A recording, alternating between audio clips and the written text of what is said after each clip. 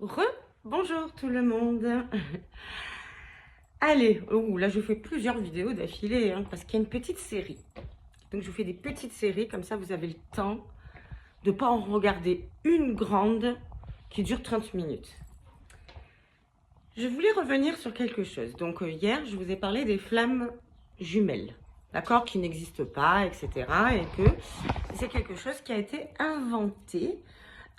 Alors je vais vous dire par qui cette invention a été faite, par quelle personnalité.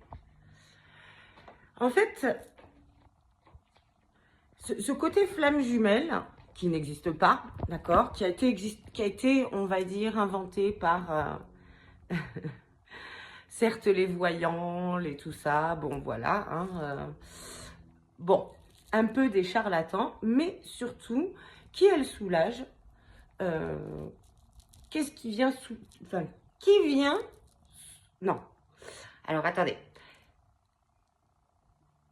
les flammes, la notion, le terme même de flamme jumelle vient juste soulager la personnalité anxieuse.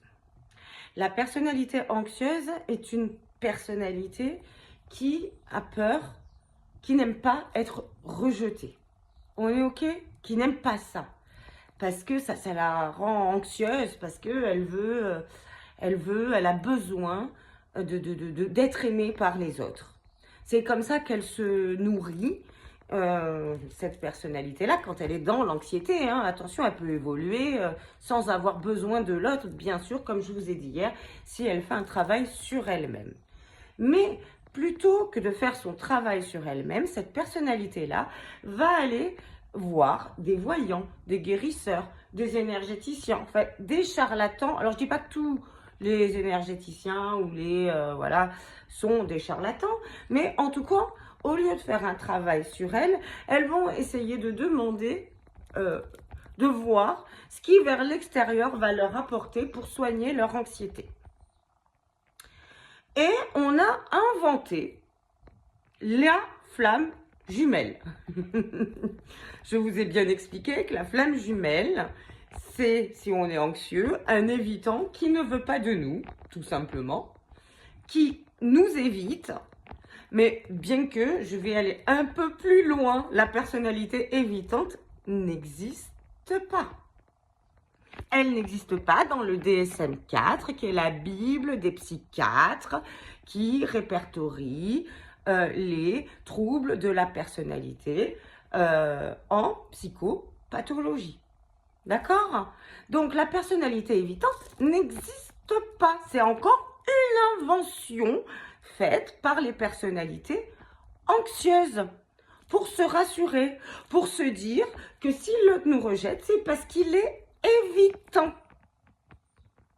Et non pas parce que c'est de ma faute, parce que j'ai un travail sur moi à faire. Non, c'est parce que l'autre est évitant.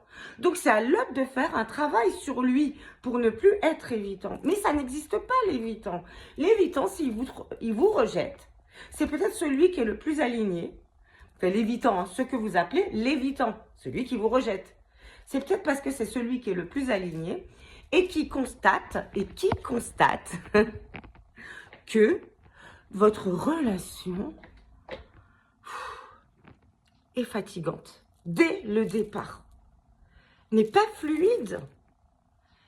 Il se sent étouffé. Et c'est pour ça qu'il prend de la distance. Parce qu'il en a marre des conflits. Il en a marre de ça. Lui, il veut quelque chose de cool, quoi. Surtout en début de relation. En début de relation, il n'a pas envie d'avoir quelqu'un qui est toujours sur son dos à lui dire qu'il doit se remettre tout le temps en question pour se sentir mieux, quoi. Donc la personnalité évitante n'existe pas. La personnalité qui part est une personnalité qui ne se sent pas alignée dans votre relation. Qui essaie de faire des efforts, mais qui n'arrive pas. C'est trop.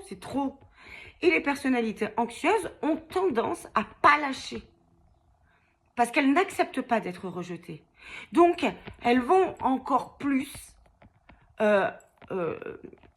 submergez-le de messages en lui faisant croire à cette personnalité pseudo-évitante qui ne l'est pas, que le problème vient de lui. Et la personnalité évitante, à un moment donné, doute de ce qu'il est, de ce qu'elle est. Va douter. Et risque de revenir dans la relation, mais cette fois-ci manipulée. On a tendance à dire, les anxieux ont tendance à dire que ce sont les évitants qui n'existent pas, qui sont pervers. Qui vont aller vers la perversion ou qui ont des traits pervers. Moi, j'ai tendance à vous dire que c'est la personnalité anxieuse qui peut développer une personnalité perverse. Parce que pour elle, le problème ne vient pas de son anxiété, mais vient de l'autre qui la rejette.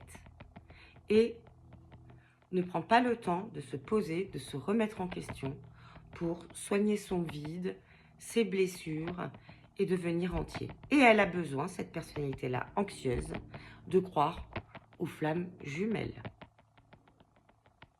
Et de faire croire à la personnalité qui la rejette qu'elles sont flammes jumelles, alors que ça n'existe pas. Allez, je vous laisse réfléchir à tout ça. Je vous embrasse fort. Si vous avez aimé, toujours pareil, vous likez, vous commentez, vous vous abonnez si vous me voyez pour la première fois et puis vous partagez. Je vous embrasse fort. Bisous. J'espère que je ne me suis pas trop touché les cheveux. Peut-être ou peut-être pas. Bisous.